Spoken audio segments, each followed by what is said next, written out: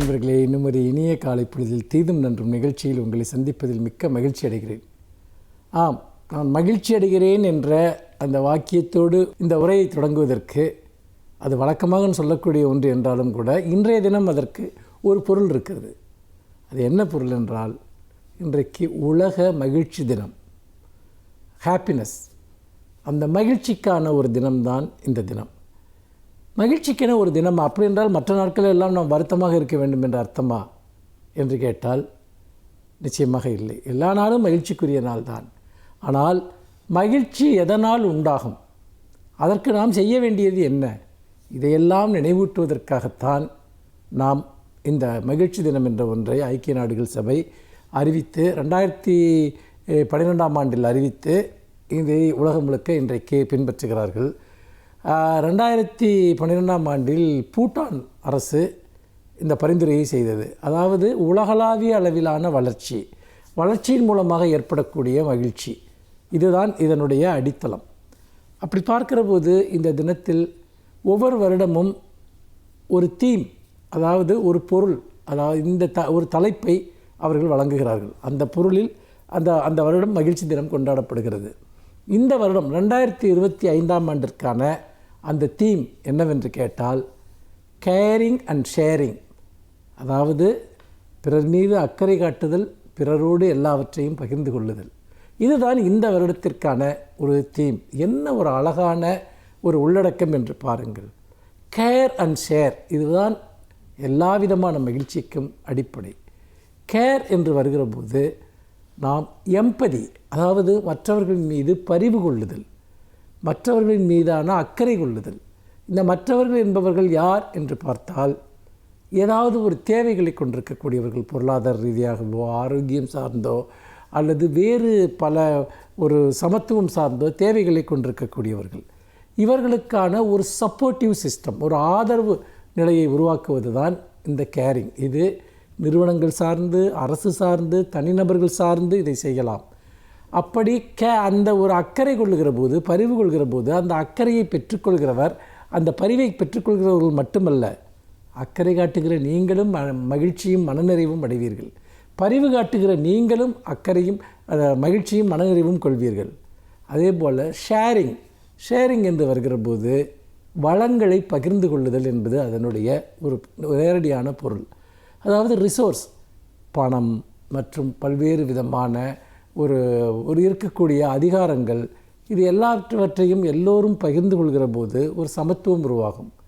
அப்படி என்றால் இது எல்லாம் சேர்ந்து நமக்கு தரக்கூடிய ஒரு பாடம் என்னவென்று சொன்னால் சமத்துவம், ஈக்குவாலிட்டி. ஆண் பெண் சமத்துவம், வர்க்கங்களிடையே சமத்துவம், சாதிய ரீதியான சமத்துவம், மத ரீதியான சமத்துவம்.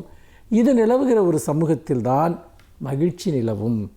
எங்கே ஏற்றத்தாழ்வு இருக்கிறதோ, எங்கே ஒடுக்குமுறை இருக்கிறதோ, எங்கே வெறுப்பு இருக்கிறதோ அங்கு மகிழ்ச்சி இல்லை.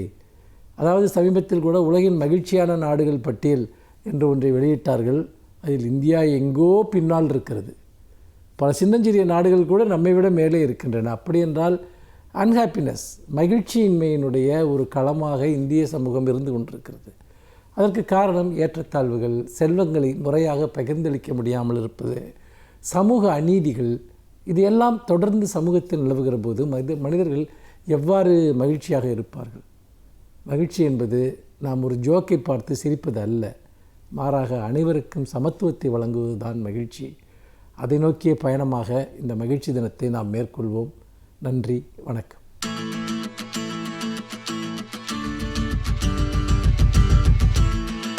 அனைவருக்கும் என் அன்பு வணக்கம்.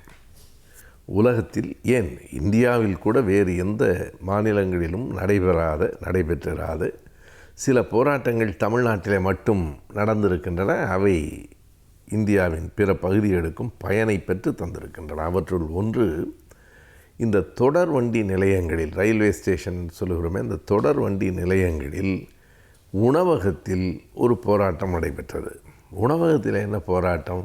வேறொன்றும் இல்லை. அந்த உணவகங்களில் 1920களிலிருந்து எப்படி எழுதப்பட்டிருக்கும் என்றால், பிராமணால் சாப்பிடும் இடம், இதரால் சாப்பிடும் இடம். ஒரே உணவகத்தை இரண்டாக பிரித்து வைத்திருப்பார்கள். ஒரு குறிப்பிட்ட பகுதி மிக தூய்மையாக இருக்கும், அது பிராமணால் சாப்பிடும் இடம். இன்னொரு பகுதி இருக்கிறது, அது இதரால் சாப்பிடும் இடம். இதரால் என்றால் அதற்கு மத வேறுபாடெல்லாம் இல்லை. இந்துவாக இருக்கலாம், கிறிஸ்தவனாக இருக்கலாம், இஸ்லாமியனாக இருக்கலாம், எந்த மதத்தை சார்ந்தவனாக இருந்தாலும் பிராமணால் இல்லாத எல்லோரும் சாப்பிடுகிற இடம். சரி, அதில் என்ன சிக்கல்? அந்த இதரால் சாப்பிடுகிற இடம் எப்படி இருக்கிறது என்பதை 1926 ஜூன் மாதம் 4 குடியரசு ஏட்டில் ஐயா பெரியார் விரிவாக எழுதியிருக்கிறார். எப்படி இருக்கிறது என்றால், கை கழுவுகிற இடம் இங்கே தான் இருக்கிறது, அந்த எச்சில் இலைகளையெல்லாம் கொண்டாந்து வைக்கிற இடம் இங்கே தான் இருக்கிறது, இந்த பழைய பாத்திரங்கள், அந்த கோலம் போடுவது, தரை தெளிப்பதற்கான சாணம் எல்லாம் இங்கே இருக்கிறது. இது இதரால் சாப்பிடுகிற இடம். ஆனால் பிராமணால் சாப்பிடுகிற இடம் மிக தூய்மையாக இருக்கிறது. எனவே அந்த தூய்மையின்மை என்பது ஒரு புறம் இருக்க, எல்லோரும் ஒரே மாதிரி தான் பணம் கொடுக்குறோம்.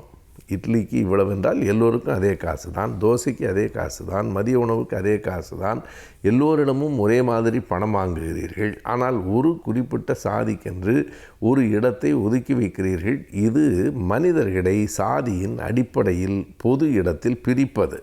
இதனை கடுமையாக எதிர்த்து போராட வேண்டும் என்று ஐயா பெரியார் அவர்கள் சொன்னார். எவ்வளவு முறை எடுத்து சொல்லியும் இந்திய ரயில்வே நிர்வாகம் அதை ஏற்கவில்லை. என்ன இருந்தாலும் பிராமணால் ஆச்சாரமானவர்கள், அவர்கள் தனியாக உண்ண வேண்டும் என்று விரும்புவார்கள். எனவே அவர்களுக்கு ஏற்ப அதை செய்வது தான் சரி என்று சொல்லிவிட்டார்கள். பெரியார் பார்த்தார், இந்த போராட்டத்தை எப்படி நடத்தலாம்? அந்த உணவகத்துக்கு முன்னால் நின்று ஆர்ப்பாட்டம் நடத்துவது, அந்த உணவகத்தை எதிர்த்து கூட்டங்கள் நடத்துவது என்பதையெல்லாம் தாண்டி மிக எளிய ஆனால் மிகச் சரியான ஒரு வழியை அவர் கண்டுபிடித்தார். பிராமணால் அல்லாத யாரும் இனி தொடர்வண்டி உணவகங்களில் உணவை வாங்காதீர்கள், அவ்வளவுதான். ஏனென்றால் பெரியார் மிக நன்றாக அறிந்தவராக இருக்கிறார். அங்கே உணவு உண்கிறவர்களில் யாருடைய எண்ணிக்கை மிக கூடுதல்? பிராமணர்கள் என்று சொல்லப்படுகிறவர்கள்.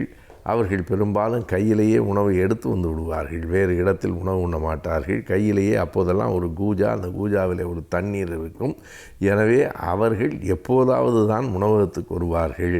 ஆனால் இதரால் என்று சொல்லப்படுகிற இந்து மதத்தில் இருக்கிற பிற சாதியினர், வேறு மதத்தினர் எல்லோரும் உணவகங்களில் கூடுதலாக உணவு உண்கிறவர்கள்.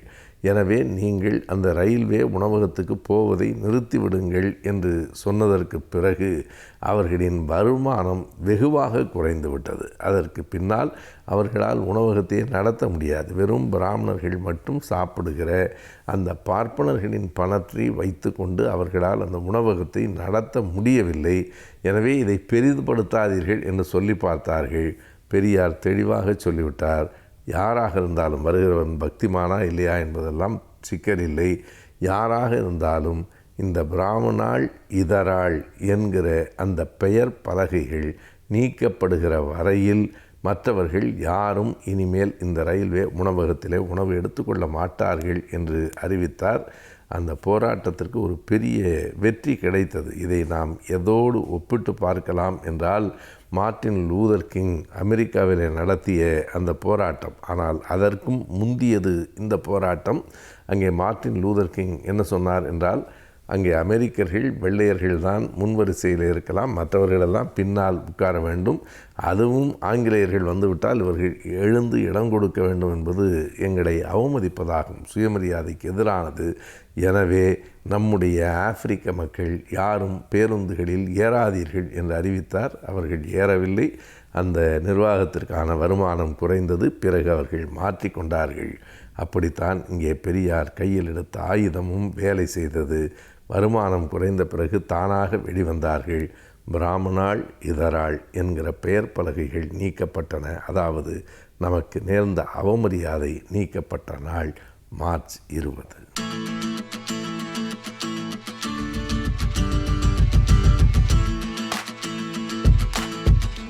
வணக்கம் நண்பர்களே. இன்றைக்கு ஒரு வித்தியாசமான எழுத்தாளர் எழுதிய ஒரு நல்ல புத்தகத்தினுடைய தகவல்கள் பற்றி பார்க்க போகிறோம். டாக்டர் ரிச்சர்ட் கால்சன், இவரை பற்றி நீங்கள் கேள்விப்பட்டிருக்கீங்களா இல்லையான்னு தெரியாது. 20ஆம் நூற்றாண்டின் இறுதியிலும் 21ஆம் நூற்றாண்டின் தொடக்கத்திலும், அதாவது சமீப காலம்னா ஒரு 20 ஆண்டுகள் இடைவெளியில் மிகப்பெரிய தன்முனைப்பு பேச்சாளராக அறியப்பட்டவர் டாக்டர் ரிச்சர்ட் கால்சன், அமெரிக்கர். இவர் எழுதிய ஒரு அற்புதமான புத்தகம் 1997 வெளிவந்த புத்தகமாக இருந்தால் கூட நம்ம 23-24 ஆண்டுகள் கழிச்சு நீங்கள் பார்க்குறப்ப கூட புதுசாக ஃப்ரெஷ்ஷாக இன்றைக்கும் பயன்படக்கூடிய நிலையில் இருக்கக்கூடிய ஒரு அற்புதமான புத்தகம், மிக அதிக விற்பனையான புத்தகம். அந்த புத்தகம் பற்றி தான் பார்க்க போகிறோம். Don't sweat for small stuff. Don't sweat for small stuff அப்படின்னா சின்ன சின்ன விஷயங்களுக்காக ரொம்ப அழுத்துக்காதீங்க அப்படின்றதான் சொல்கிற விஷயம். அப்படின்னா என்னென்னா, உங்களுடைய இலக்கை அடைகிற போது நிறைய மெனக்கெட்டு ஸ்ட்ரெஸ்ஸை வளர்த்துக்கலாம் செய்யாதீங்க, ரிலாக்ஸாக இலக்கை அடைங்க அப்படின்றதான் அந்த புத்தகத்துடைய சாராம்சம். இது மக்களுக்கு நிறைய பிடிச்சி போச்சு இந்த புத்தகம். அதனால் 135 நாடுகளில் அந்த புக்கு விற்றுட்ருக்கு. 31 மொழிகளில் மொழிபெயர்க்கப்பட்டிருக்கு. நியூயார்க் பெஸ்ட் செல்லிங் லிஸ்ட்டில் 2 வருஷம் முதல் இடத்துல இருந்தது. அந்தளவுக்கு புகழ்பெற்ற புத்தகம் don't sweat the small stuff. அதாவது அதுவரை வந்த புத்தகங்கள்லாம் என்ன சொல்லிட்டு இருந்தாங்கன்னா, இலக்கை அடையணும், வாழ்க்கையில் வெற்றி பெறணும்னா கடுமையாக உழைக்கணும், மிகப்பெரிய ரிஸ்க் எடுக்கணும் அப்படின்லாம் சொல்லிட்டு இருந்தாங்க. அந்த சித்தாந்தத்தை போட்டு உடைச்சிட்டு டாக்டர் ரிச்சர்ட் கால்சன் என்ன சொல்கிறாரு, ரிலாக்ஸ்டாக இலக்கை அடையலாம்ப்பா, இலக்கை அடைவது என்பது அவசியம்தான், மெனக்கட்டுக்க வேண்டியதில்லை, ரிலாக்ஸ்டாக பண்ணலாம், ஸ்ட்ரெஸ் இல்லாமல் இலக்கை அடையலாம், அதுக்கு நான் வழி காமிக்கிறேன் வாங்க அப்படின்னு சொல்லி எழுதின புத்தகம் தான் இந்த புத்தகம். இந்த புத்தகம் வந்து ரொம்ப ஒரு எளிமையான நடையில் எழுதப்பட்டிருக்கக்கூடிய புத்தகம், ஒரு அருமையான புத்தகம், படிப்பவருக்கும் எளிய முறையில் நம்மளும் அடையலாமே நம்ம இலக்கை அப்படின்னு யோசிக்க வைக்கிற புத்தகம். இந்த புத்தகத்தில் என்ன சொல்கிறார் அப்படின்னா, ரொம்ப அடிப்படையில் சொல்லணுன்னா, நல்ல மனிதராக இருங்க, ரொம்ப ஸ்ட்ரெயின் எடுத்துக்காதீங்க, நீங்கள் இலக்கை அடைய வேண்டும் என்பது அவசியம்தான், அதுக்கு ரொம்ப கஷ்டப்படாதீங்க, ரிலாக்ஸ்டாக இலக்கை அடைங்க, அதே சமயம் மனிதாபிமானத்தோட வாழ்க்கையை வாழுங்க, உங்களுடைய வேலைகளில் நிறைய விஷயங்களை நீங்கள் குறைச்சிக்கோங்க, தேவையில்லாமல் நிறைய நீங்கள் எல்லாருக்கும் அது பண்ணுறேன் இது பண்ணுறேன் போய் ஒம்பளை மாட்டிக்காதீங்க, நேரத்தை இழந்துடாதீங்க, ஸ்ட்ரெஸ்ஸை இழுத்துக்காதீங்க, நீங்கள் உங்கள் செயல்களை திரும்ப திரும்ப திரும்ப அனாலிசிஸ் பண்ணி நீங்கள் செய்கிற கரெக்டாக யோசித்து பண்ணுகிற போது வாழ்க்கை இன்பமாக இருக்கும், எளிமையாக நீங்கள் இலக்கை அடைய முடியும் அப்படிங்கிறார். நிறைய உதாரணங்கள் சொல்கிறார். சொல்கிற சில முக்கியமான விஷயங்களை சொல்கிறேன். என்ன சொல்கிறாரு, நம்ம வந்து நம்முடைய லீடர்ஷிப் குவாலிட்டி காமிக்கிறக்காக நான் நிறைய பேருக்கு உதவ போகிறேன், நிறைய பிரச்சனைகளை தீர்க்க போகிறேன் அப்படிலாம் போய் நமக்கு சம்மந்தம் இல்லாத நிறைய விஷயங்களை தலையிடுறோம். நமக்கு சம்மந்தமே இல்லாத அரசியலை பற்றி நிறைய நேரம் பேசுகிறோம், திரைப்படங்களை பற்றி நிறைய நேரம் பேசிகிட்டு இருக்கோம், நிறைய கட்ட பஞ்சாயத்து பண்ணுறோம், நிறைய பேர் நான் உதவ போகிறேன் பேர் வழின்னு போய் அவங்க பிரச்சனையில் மூக்க நுழைக்கிறோம், அவங்க அனுமதி இல்லாமல் அவங்க பிரச்சனையை தீர்க்கிறேன்னு சொல்லி அவங்களை உதவ போகிறோம். இதெல்லாம் தேவையில்லாத பிரச்சனைகளை உங்களுக்கு இழுத்து போடும், உங்களுடைய வாழ்க்கை நிம்மதியை குறைத்து விடும். அதுக்காக பிறருக்கு உதவவே கூடாது, பிறருடைய பிரச்சனையை நீங்கள் தீர்க்கவே கூடாதுன்னு சொல்ல வரல. யாராவது உங்களை தேடி வந்தாங்கன்னா அவங்களுக்கு மட்டும் சின்ன சின்ன உதவிகளை பண்ணுங்கள். ஏன்னா அவங்களுக்கு உதவ வேண்டும் என்பது உங்களுடைய வாழ்க்கை நோக்கமாக இருக்க முடியாது. உங்கள் வாழ்க்கையில் ஒரு இலக்கு இருக்குன்னா அந்த இலக்கை அடையிறது தான் உங்கள் நோக்கமாக இருக்க முடியும்.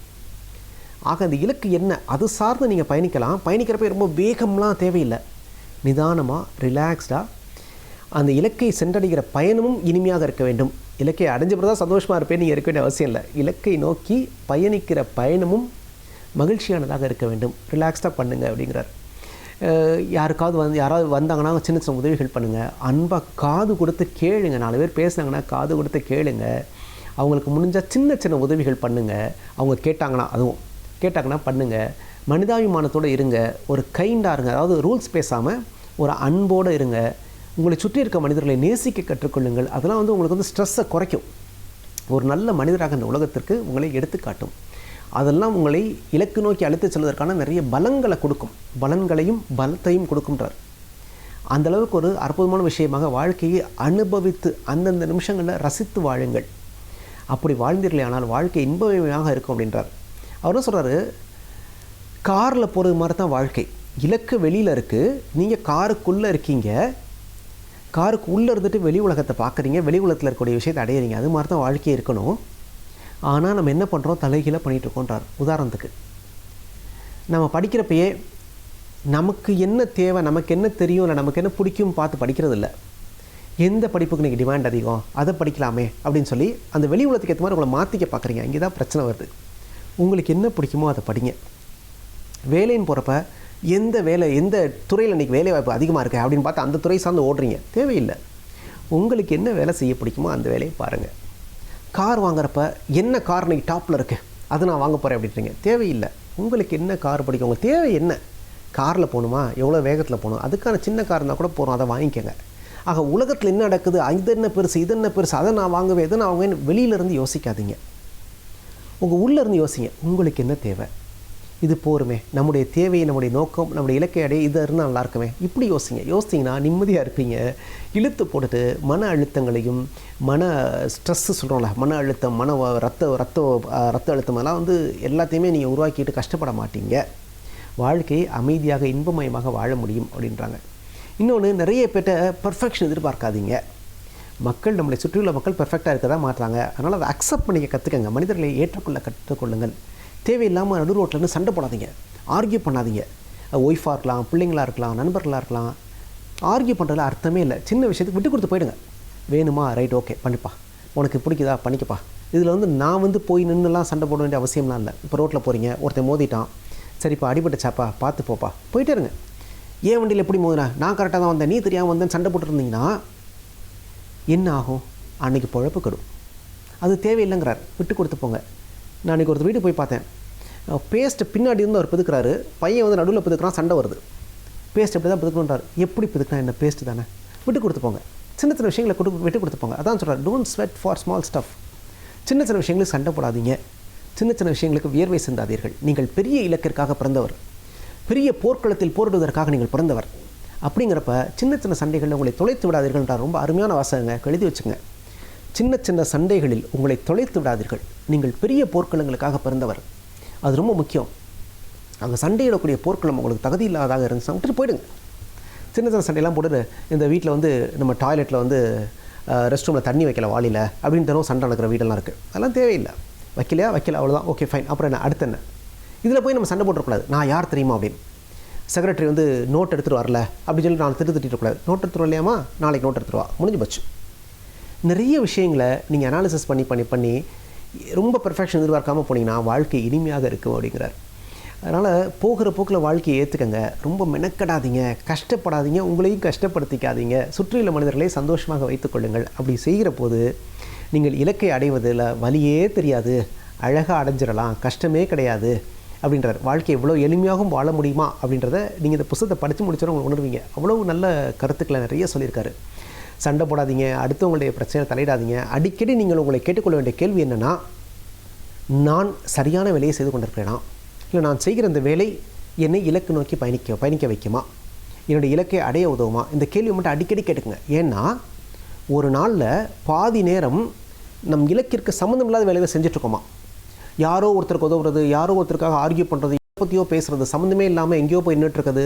இதெல்லாம் நிறைய நடக்குதான் எல்லா மனிதர்கள் வாழ்க்கையிலையும்.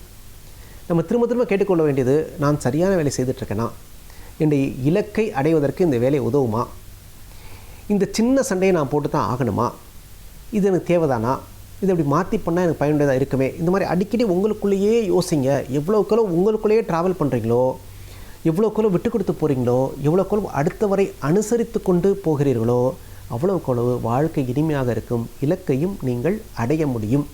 இதுதான் டாக்டர் ரிச்சர்ட் கால்சன் சொல்கிற விஷயம். இந்த ரொம்ப அருமையான புத்தகங்க. வாழ்க்கையில் முடிஞ்சவர்க்கா படித்து பாருங்கள். Don't sweat for small stuff. கீழே ஒரு லைன் போடுறார், at life is full of small stuff அப்படின்றார். வாழ்க்கை முழுவதும் மாதிரி சின்ன சின்ன விஷயங்கள் தான் இருக்க போகுது.